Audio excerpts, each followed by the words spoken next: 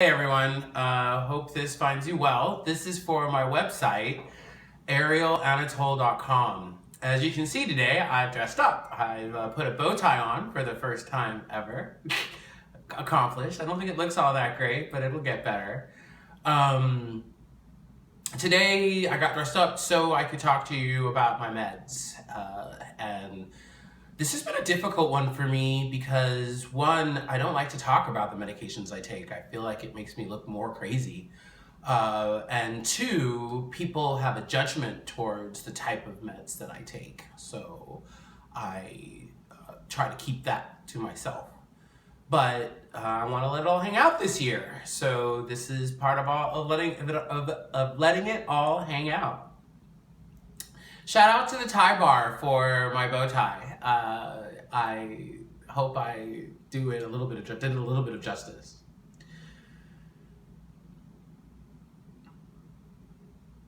So I've been on Depakote for the longest. It was one of the first drugs I was prescribed back at 16. I did a bunch of crazy crap, like trying to hang myself at 12.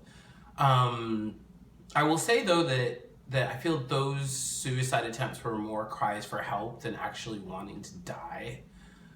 When I tried to hang myself, I waited till I could hear the dogs barking from this, as the car. We had this really long drive, and my parents' car could be heard at the end of the drive, and so I literally waited until I heard those dogs barking before I jumped. So did I really want to die? I don't know. And that's what this is supposed to feel like. More of like an internal thought process of how I wrote this somewhat clean blog. The graffiti was kind of stupid, and that's a whole nother story to tell about the police and me at a young age. So fast forward, I was sent to boarding school, and it was a Catholic boarding school. My father is a deacon in the Catholic Church, or was a deacon in the Catholic Church, and I went to a Catholic boarding school. That school realized very quickly that I needed mental counseling and referred me to a shrink. His name? Well, I won't give that. I won't do that. He was not a very good doctor. He, in my first evaluation, basically said I was homosexual, and I don't remember what the treatment for that was. I do remember being a little shocked at 16 because I wasn't homosexual yet. So he was right, I guess.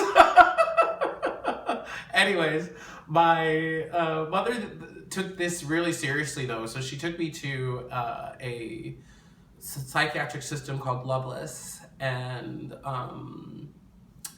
it was a HMO, and well, I got really great care there.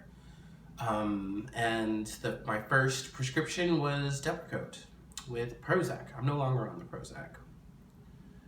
Depakote's kind of been my friend for a while here. One of the good things about it is it's a very decent stabilizer. I take it primarily for its stabilizing effects. It helps the manics greatly. So now when I'm manic, it's still bad, but without Depakote, I could find myself in another country and not really grasp how I got there or what I'm doing there.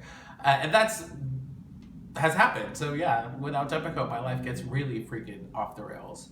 It also helps on the depressions, but not as well as other drugs like lithium. So Depakote holds the depression so that what I just talked about earlier, those suicide attempts that I call cry for help suicide attempts, those I don't have on Depakote, but it does nothing to stop the ones that I consider serious, where I wanted to die. So the side effects of Depakote, well, the first one is I gotta piss all the time. It's one of those weird ones that is not on the official list, and I've talked to my doctors about it, and I know that it's Depakote because when I'm not on it, I don't have the symptom. At its highest dosage, which is what I'm at right now for me, is 2,500 milligrams, and it makes me pee every 40 minutes. At night, obviously I sleep for a few hours, 3 or 4 hours, and then have to pee. It's still quite annoying. During a depression, which remember, Depakote doesn't really keep me from them, that can get really tricky because I keep piss pots by my bed. Well, when I'm depressed, I have no desire to move, and sometimes I have no desire to get out of bed, so those piss pots get full. And then I just start pissing on myself because I just can't get out of bed. This is when Depakote starts to work against my brain, that bipolar brain that says stop taking the drugs. Well, obviously, when I'm pissing on myself, I don't want to take my Depakote.